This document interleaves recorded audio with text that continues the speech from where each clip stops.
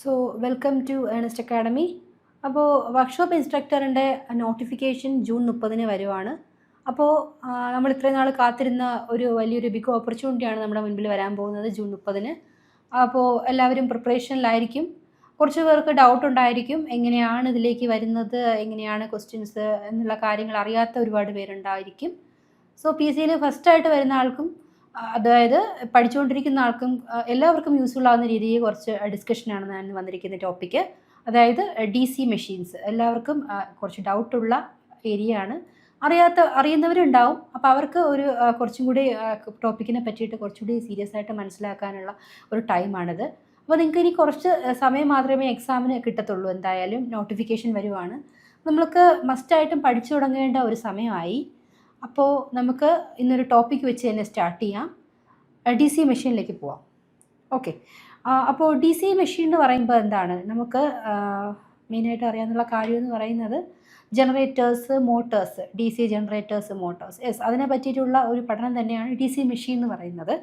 അപ്പോൾ D C machine എന്ന് പറയുന്നത് മെയിനായിട്ടും ഇലക്ട്രോ മെക്കാനിക്കൽ എനർജി കൺവേർഷൻ തന്നെയാണ് അവിടെ നടക്കുന്നത്. ഇലക്ട്രോ മെക്കാനിക്കൽ അല്ലേ, ആ വേർഡ് പറയുന്ന പോലെ electro mechanical energy conversion means ഒരു മെക്കാനിക്കൽ എനർജീനെ എന്താക്കി മാറ്റുന്നുണ്ട്, ഇലക്ട്രിക്കൽ എനർജി ആക്കി മാറ്റുന്നുണ്ട്.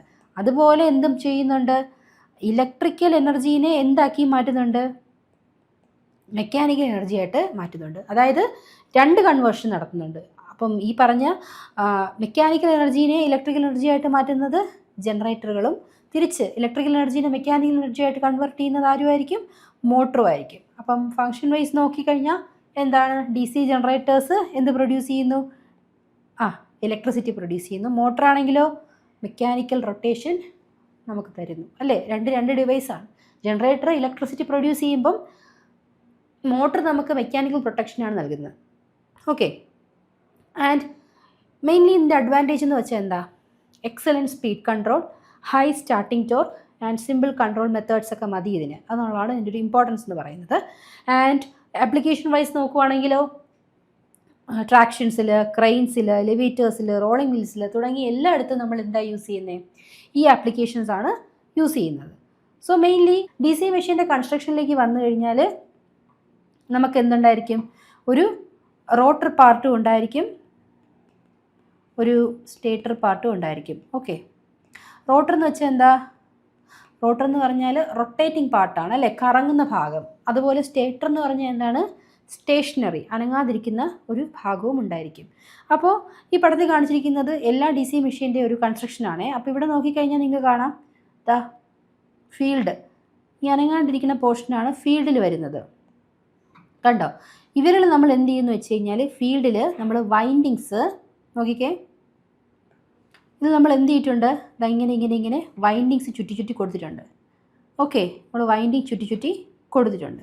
ആഫ്റ്റർ വൈൻഡിങ് ചുറ്റി കൊടുത്തിട്ടുണ്ടല്ലോ, എന്നിട്ട് നമ്മൾ എന്ത് ചെയ്യുന്നു വെച്ച് കഴിഞ്ഞാൽ ഇതുവഴി കറണ്ടിനെ കടത്തിവിടും. എന്താ, കറണ്ട് എന്ന് പറയുന്നൊരു കറണ്ടിനെ ഇതുവഴി കടത്തിവിടുമ്പോൾ ഈ ചുറ്റി വച്ചിരിക്കുന്ന ഈ ഫീൽഡ് ഉണ്ടല്ലോ, ഫീൽഡ് എന്ത് പ്രൊഡ്യൂസ് ചെയ്യുന്നറിയോ, ഫ്ലക്സിനെ പ്രൊഡ്യൂസ് ചെയ്യും.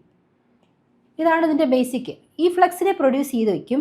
എന്നിട്ട് ഈ റൊട്ടേഷൻ പാർട്ട്, ഈ കറങ്ങുന്ന ഭാഗം എന്ന് പറയുന്നതിനെ പറയുന്ന ആർമേച്ചർ എന്നാണ്. ഈ ആർമേച്ചർ ഇങ്ങനെ കറങ്ങുമ്പോൾ ഈ ഫ്ലക്സിനെ എന്ത് ചെയ്യും, അവർ നേരെ പോകുന്ന ഫ്ലക്സിനെ എന്ത് ചെയ്യും, ആർമേച്ചറിൻ്റെ റൊട്ടേഷൻ കാരണം കട്ട് ചെയ്യും. അപ്പോൾ ഫ്ലക്സ് കട്ട് സംഭവിച്ചാൽ അല്ലെങ്കിൽ ഫ്ലക്സിന് ചേഞ്ച് സംഭവിച്ചാൽ എന്ത് ഇൻഡ്യൂസ് ചെയ്യുന്നതാണ് പഠിച്ചിട്ടുള്ളത്, അവിടെ EMF ഇൻഡ്യൂസ് ചെയ്യും. ഇതാണ് ഇതിൻ്റെ ബേസിക് ആയിട്ടുള്ള ഒരു സിസ്റ്റമാറ്റിക് ആയിട്ടുള്ള ഒരു ഐഡിയ എന്ന് പറയുന്നത്. അതായത് ഒരു ഫീൽഡ് വൈൻഡിങ് ഉണ്ടായിരിക്കും, അതുപോലെ ആർമേച്ചർ കണക്ഷൻ ഉണ്ടായിരിക്കും. ഫീൽഡ് വൈൻഡിങ്ങിൽ നമ്മൾ കറണ്ട് കൊടുക്കുമ്പോൾ അവിടെ ഫ്ലക്സ് ഉണ്ടാകും. ആ ഫ്ലക്സിൽ നമ്മൾ ഈ പറഞ്ഞ ആർമേച്ചർ റൊട്ടേറ്റ് ചെയ്യുമ്പോൾ ഫ്ലക്സിന് ഡിസ്റ്റർബൻസ് അല്ലെങ്കിൽ കട്ടിങ് സംഭവിച്ച് ചേഞ്ച് സംഭവിച്ച് അവിടെ എന്ത് ഇൻഡ്യൂസ് ചെയ്യും, EMF ഇൻഡ്യൂസ് ചെയ്യും. ഓക്കെ, ഇതാണ് ഇതിൻ്റെ ഒരു പ്രോപ്പർ വർക്കിംഗ് എന്ന് പറയുന്നത്. നെക്സ്റ്റ് ഡി സി മെഷീൻ്റെ കൺസ്ട്രക്ഷനിലേക്ക് വരുമ്പോൾ അതിൻ്റെ മെയിൻ പാർട്സ് എന്ന് പറഞ്ഞാൽ ഒന്ന് യോക്ക്, മറ്റൊന്ന് പോൾ കോറ് അല്ലേ. ഇപ്പോൾ നമുക്കിവിടെ കാണാം, ഈ ഒരു പടത്തിൽ തന്നെ കാണാം എന്താണ് യോക്ക്. ഈ ഔട്ടർ കവറിങ് ഏരിയനെയാണ് നമ്മൾ യോക്ക് എന്നുകൊണ്ട് ഉദ്ദേശിക്കുന്നത്. അതാണ്ട് നമുക്ക് ഈ പടത്തിൽ വേറൊരു കാര്യം നിങ്ങൾക്ക് കാണാൻ പറ്റും, എന്താണ് പോൾ ഷൂ. ഇതാ നോക്കിക്കേ, പടത്തിൽ കാണാൻ പറ്റുന്നുണ്ട്. ഇതാ ഈ ഒരു ഏരിയയാണ് നമ്മൾ എന്തെന്ന് വിളിക്കുന്നത്, പോൾ ഷൂ എന്ന് വിളിക്കുന്നത്. അതായത് ഈ ഒരു പോർഷൻ ഇതിനെയാണ് പോൾ ഷൂ എന്ന് വിളിക്കുന്നത്. ഓക്കെ, അപ്പോൾ അതാണ് ഇവിടെ പറഞ്ഞിരിക്കുന്നത്. പോൾ കോറ്, പോൾ ഷൂ, പിന്നെ യോക്ക് പുറത്തെ ഭാഗമാണ്. ഫീൽഡ് വൈൻഡിങ് എന്ന് പറഞ്ഞാൽ ഈ ഞാൻ ചുറ്റി വെച്ചിരിക്കുന്നു എന്ന് പറഞ്ഞില്ലേ, അത് തന്നെയാണ് ഫീൽഡ് വൈൻഡിങ് എന്ന് വിളിക്കുന്നത്. ആൻഡ് ആർമേച്ചർ കോർ എന്ന് വെച്ചാൽ എന്താണ്, ഈ ആർമേച്ചറിൻ്റെ ഈ പോർഷൻ, ഇതാണ് ആർമേച്ചർ കോർ. ഓക്കെ, ആൻഡ് ആർമേച്ചറിൽ എന്തുകൊണ്ട്, ആർമേച്ചറിലും വൈൻഡിങ്സ് ചുറ്റി വെച്ചിട്ടുണ്ട്. പിന്നെ കമ്മ്യൂട്ടേറ്റർ ഉണ്ട്.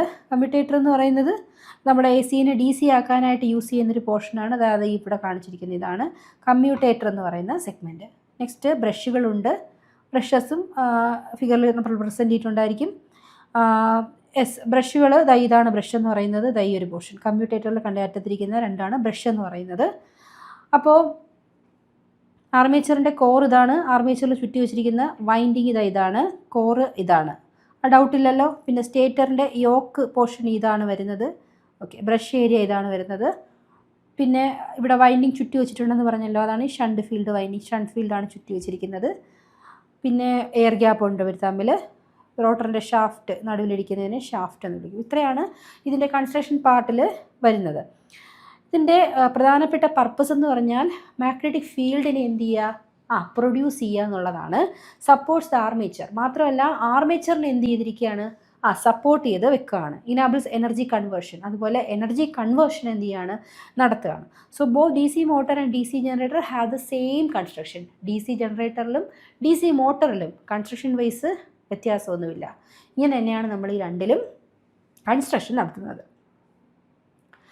ഇത് ഒരു ഡി സി മെഷീനാണ്. ഇതിൻ്റെ പാർട്സ് ജസ്റ്റ് നമുക്ക് ഒന്ന് ഫെമിലറൈസ് ചെയ്യാം. ഇതൊരു സ്റ്റേറ്റർ പാർട്ടാണ്. ആൻഡ് ഇതെന്ന് പറയുന്നത് പോളിൻ്റെ ഷൂ അല്ലെങ്കിൽ ഫേസ് എന്ന് പറയും. എന്നിട്ട് നമ്മളിവിടെ എന്ത് ചെയ്തിട്ടുണ്ട്, ഫീൽഡ് വൈൻഡിങ് ചുറ്റി വെച്ചിട്ടുണ്ട്. ഓക്കെ, അപ്പം ഇതൊരു സ്റ്റേറ്റർ പാർട്ടാണ്. ഈ സ്റ്റേറ്റർ പാർട്ടിൽ ഞാൻ പറഞ്ഞ പോലെ പോൾ ഷൂ ഉണ്ട് അല്ലെങ്കിൽ ഫേസ് ഉണ്ട്. ഫീൽഡ് വൈൻഡിങ് ചുറ്റി വെച്ചിട്ടുണ്ട്. ഇപ്പുറത്ത് ഇറക്കി വെച്ചിരിക്കുന്ന ഇതാണ് ആർമേച്ചർ. ഇതിൽ ആർമേച്ചറിൻ്റെ കോർ ഇതാണ്. ആർമേച്ചറിൻ്റെ വൈൻഡിങ് കണ്ടോ, കണ്ടിട്ടുണ്ടായിരിക്കും ചിലർ. ആർമേച്ചറൊക്കെ വാങ്ങിയിട്ടുണ്ട്, കടകളിൽ നിന്ന് കിട്ടും, അങ്ങനെ കണ്ടിട്ടുണ്ടാവും. അറിയാത്തവർക്ക് വേണ്ടിയിട്ടാണ് ഫിഗർ റെപ്രസെൻറ്റേഷൻ കാണിച്ചിരിക്കുന്നത്. ദെൻ ഒരു ബ്രഷ് ഉണ്ട്. ഇവിടെയാണ് കമ്മ്യൂട്ടേറ്റർ സെഗ്മെൻറ്റ് വരുന്നത്. നമ്മൾ അവിടെ കാണിച്ച പാർട്സ് എല്ലാം ഇവിടെ ഇങ്ങനെ ജസ്റ്റ് ലേബൽ ചെയ്തിരിക്കുകയാണ്. ബിയറിങ്സ് ഉണ്ട്. ആൻഡ് നോക്കിയാൽ ഒരു യോക്കിൽ നിന്ന് പോൾ കോറിൽ വരുന്നു. ആ പോളിൽ നിന്ന് എന്ത് വരുന്നു, ഫീൽഡ് വൈൻഡിങ്ങിലേക്ക് കയറി വരുന്നു. പിന്നെ എങ്ങനെയാണ് ആർമേച്ചർ കോർ, ഈ അകത്തോട്ട് ഇങ്ങനെയാണ് ഇരിക്കുന്നത് അല്ലേ. ആദ്യം പുറഭാഗം യോക്കായിരിക്കും, അതിനുള്ളിലോട്ട് വരുമ്പോൾ പോളിൻ്റെ കോർ കാണാൻ പറ്റും. സോ നമ്മൾ ഈ പടത്തിൽ പറഞ്ഞ പോലെ പുറത്തെ ഭാഗം എന്ന് പറയുന്നത് എന്താ, യോക്ക്. ഉള്ളിലോട്ട് വരുമ്പോൾ നെക്സ്റ്റ് കാണുന്ന ആരാണ്, നമ്മൾ പോളിൻ്റെ കോറിനെയാണ് കാണുന്നത്. അതിനുശേഷം അതിൽ ഫീൽഡ് ചുറ്റി വെച്ചിരിക്കുന്ന ഫീൽഡ് വൈൻഡിങ്. വീണ്ടും ഉള്ളിലേക്ക് വന്നാൽ നമ്മൾ കാണുന്നത് ഈ ആർമേച്ചറിനെ ആയിരിക്കും. അതാണ് ഉദ്ദേശിക്കുന്നത്. ഓക്കെ, അപ്പോൾ ഇതാണ് അതിൻ്റെ ഒരു കൺസ്ട്രക്ഷൻ വൈസ് പറയുകയാണെങ്കിൽ. ഇനി കമ്മ്യൂട്ടേറ്റർ എന്ന് പറയുന്നതാണ് ഈ കാണിച്ചിരിക്കുന്നത്, ഈ പോർഷൻ. ആൻഡ് വൈൻഡിങ്സ് ആണ് ഈ ചുറ്റി വെച്ചിരിക്കുന്ന വൈൻഡിങ്സ്. ഇതാണ് armature and this is shaft. ഈ ഷാഫ്റ്റ് ഒരു പിടി പോലെയാണ്. ഷാഫ്റ്റ് റൊട്ടേഷനിൽ ഇങ്ങനെ, ഇതിലാണ് റൊട്ടേഷൻ വരുന്നത്. ഓക്കെ, ഇനി നമ്മൾ നേരത്തെ പറഞ്ഞ ആർമേച്ചറാണ് ഈ ഫിഗറിൽ കാണിച്ചിരിക്കുന്നത്. ആർമേച്ചർ കണ്ടോ. ഇനി ആർമേച്ചറിൽ നമ്മൾ ഈ പറഞ്ഞ പോലെ ബ്രഷ് ഉണ്ട്. പിന്നെ ഇതാ ഇങ്ങനെ കമ്മ്യൂട്ടേറ്റർ വെച്ചിട്ടുണ്ട്. ദെൻ മോട്ടർ ഹൗസിംഗ് ഉണ്ട്. ദെൻ റോട്ടർ പാർട്ടിലാണ് ആർമേച്ചർ വരുന്നത്. ആൻഡ് സ്റ്റേറ്റർ പാർട്ടിൽ ഒരു പെർമനൻറ്റ് മാഗ്നറ്റ് ആയിരിക്കും വരുന്നത്. എന്തിനാണ്, ഫ്ലക്സ് പ്രൊഡ്യൂസ് ചെയ്യാൻ അല്ലേ. നമ്മൾ നേരത്തെ ഞാൻ പടത്തിൽ കാണിച്ചില്ലായിരുന്നു, അത് ഇങ്ങനെ 4 വശത്തായിട്ട് 4-5 വശത്ത് ഇങ്ങനെ കാണിച്ചിട്ടില്ലായിരുന്നു. ഇതിൽ നമ്മൾ ഫീൽഡ് വൈൻഡിങ് ചുറ്റി വെച്ചിട്ടില്ലേ, ഈ മാഗ്നറ്റ് പെർമനൻറ്റ് മാഗ്നറ്റ് ആണെന്നാണ് പറയുന്നത്. ഫ്ലക്സ് പ്രൊഡ്യൂസ് ചെയ്യാൻ വേണ്ടി നമ്മൾ വെച്ചിരുന്ന പെർമനൻറ്റ് മാഗ്നറ്റ് ആണെന്നാണ് പറയുന്നത്. അപ്പം കറങ്ങുന്ന പോർഷനാണ് റോട്ടർ, അവിടെ ആർമേച്ചർ ആയിരുന്നു.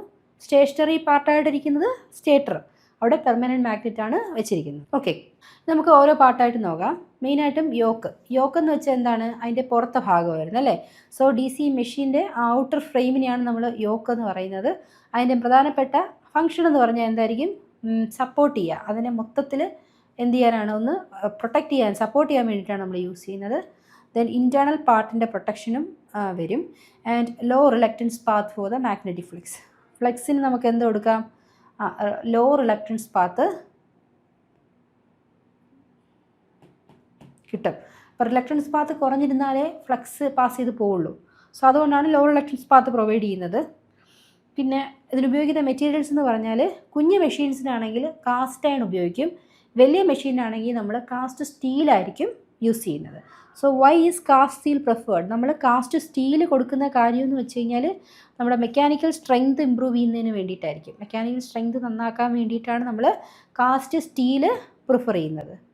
ഇനി യോക്കിനെ പറ്റി നോക്കാം. ഇതാണ് ഒരു യോക്ക് നമുക്ക് കണ്ടാൽ ഇങ്ങനെയായിരിക്കും ഇരിക്കുന്നത്. യോക്ക് എന്ന് പറയുന്നത് എന്താണ്? നമുക്ക് ആ മൊത്തത്തിലൊരു പ്രൊട്ടക്റ്റീവ് കവറിംഗ് ആണ് ഇത് നൽകുന്നത് over the inner sophisticated parts of the motor and carries the flux produced by the poles. എന്നിട്ട് ഒരു മൊത്തത്തിലൊരു കവറിങ്, ഒരു പ്രൊട്ടക്ഷൻ കവറിങ് തന്നെയാണ് ഇത് പ്രൊവൈഡ് ചെയ്യുന്നത്. അതുപോലെ ഫ്ലക്സിനെ എന്ത് ചെയ്യും? പോൾസ് നിർമ്മിക്കുന്ന ഫ്ലക്സിനെ ക്യാരി ചെയ്യുന്നതും യോക്കായിരിക്കും. ആ യോക്കിൽ കൂടിയാണ് ആ ഫ്ലക്സ് പോകുന്നത്. നമ്മളിവിടെ ഫീൽഡ് വൈൻഡിങ്ങിൽ കറണ്ട് കൊടുത്തു ഫ്ലക്സ് ഉണ്ടായി, ആ ഫ്ലക്സ് പോകുന്നതും യോക്കിൽ കൂടി ആയിരിക്കും. ഇനി ഇത് ക്വസ്റ്റ്യൻ ചോദിച്ചിട്ടുണ്ട്, യോക്ക് എന്ത് വെച്ചിട്ടാണ് നിർമ്മിക്കുന്നതെന്ന്. കാസ്റ്റ് അയൺ അല്ലെങ്കിൽ സ്റ്റീൽ വെച്ചിട്ടാണ് യോക്ക് നിർമ്മിക്കുന്നത്. ഓക്കെ, കാസ്റ്റ് അയൺ അല്ലെങ്കിൽ സ്റ്റീലാണ് നമ്മൾ യൂസ് ചെയ്യുന്നത്.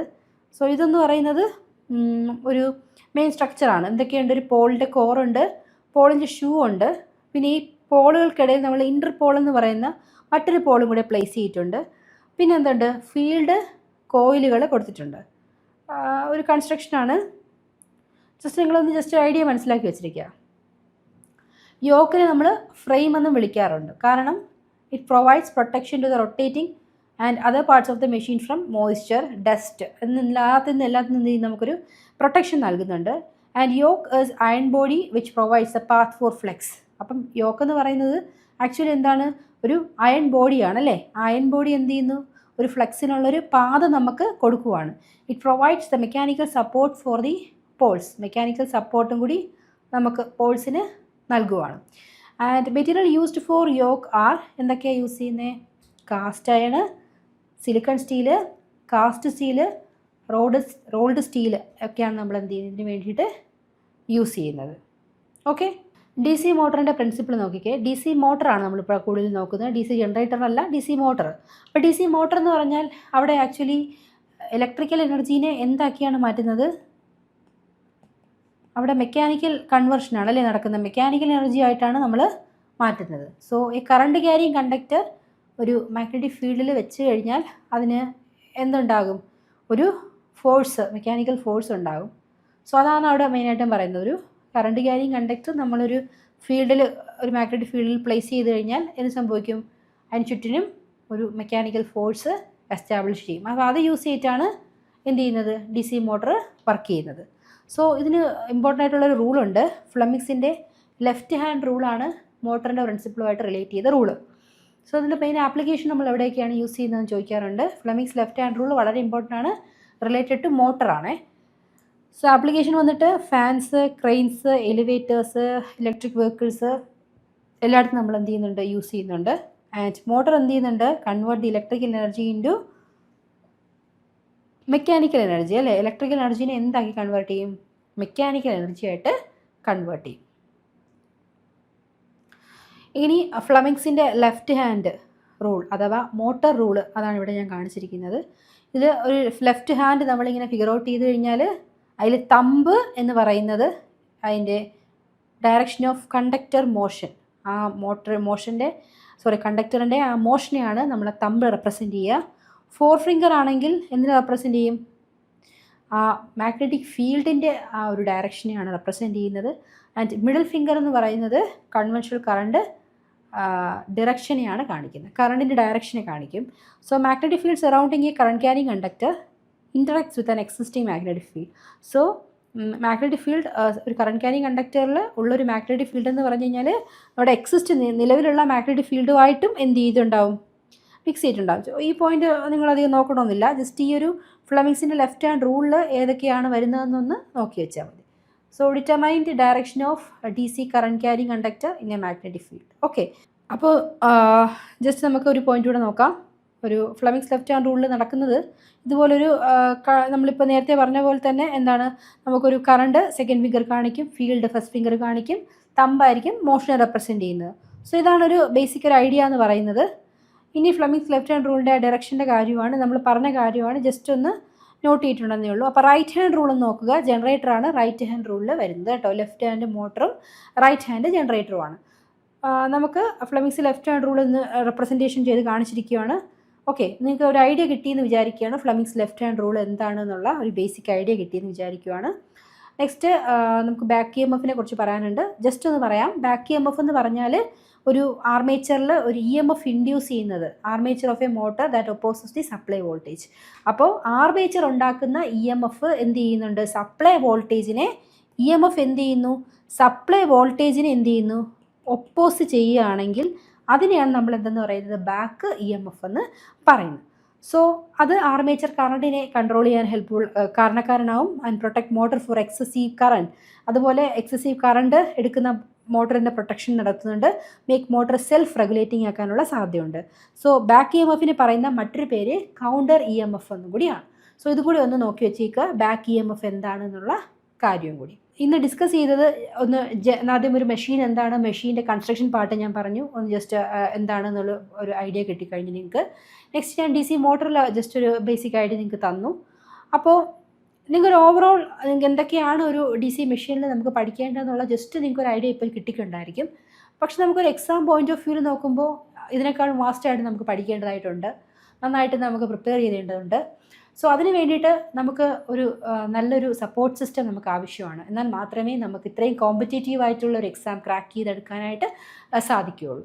സോ ഏറ്റവും കൂടുതൽ റിസൾട്ട് കിട്ടിയിട്ടുള്ള ഒരു സെൻറ്ററിൽ നിന്ന് തന്നെ നിങ്ങൾക്ക് അഡ്വാൻസ് ആയിട്ട് പഠിക്കാവുന്നതാണ്. സോ ഏണസ്റ്റ് അക്കാഡമി നിങ്ങൾക്ക് വേണ്ടിയിട്ട് മീൻസ് ഡിപ്ലോമ അല്ലെങ്കിൽ ബിടെക് ഉള്ളവർക്ക് വേണ്ടിയിട്ട് ഇപ്പോൾ നടത്തുന്ന ഈ വർക്ക്ഷോപ്പ് ഇൻസ്ട്രക്ടറിന് വേണ്ടിയിട്ട് ഒരു സ്പെഷ്യലി ഡിസൈൻ ചെയ്ത് ഒരു ക്ലാസ് നടത്തുന്നുണ്ട്. സോ അതിലേക്ക് ഈ പറഞ്ഞ പോലെ live classes and recording classes available ആണ്. അതുപോലെ ഒരു മെൻറ്റർഷിപ്പ് സപ്പോർട്ട് നമുക്ക് ലഭിക്കുന്നുണ്ട് ആൻഡ് ഡൗട്ട് ക്ലിയറൻസ് സെഷൻ സ്പെഷ്യലായിട്ടുണ്ട്. സോ നമുക്ക് ഈ ഒരു നമ്മുടെ ഏണസ്റ്റ് അക്കാഡമി പ്രൊവൈഡ് ചെയ്യുന്ന ഈ ക്ലാസ് എടുക്കാൻ താല്പര്യമുള്ള കുട്ടികളുണ്ടെങ്കിൽ താഴെ പോകുന്ന ഗൂഗിൾ ഫോം ഫില്ല് ചെയ്യേണ്ടതാണ്, അല്ലെങ്കിൽ നമ്പർ പാസ് ചെയ്ത് പോകുന്ന നമ്പറിൽ കോൺടാക്റ്റ് ചെയ്യുന്നതാണ്. സോ ഈ നമ്പറിൽ കോൺടാക്റ്റ് ചെയ്ത് കഴിഞ്ഞാൽ ഈ ക്ലാസ്സസിന് വേണ്ടിയിട്ടുള്ള എല്ലാ ഡീറ്റെയിൽസും നിങ്ങൾക്ക് കിട്ടുന്നതായിരിക്കും. സോ ഈ ക്ലാസ് നിങ്ങൾക്ക് യൂസ്ഫുൾ ആയെന്ന് വിചാരിക്കുകയാണ്. സോ നമുക്ക് അടുത്ത ക്ലാസ്സിൽ കാണാം. So bye, thank U.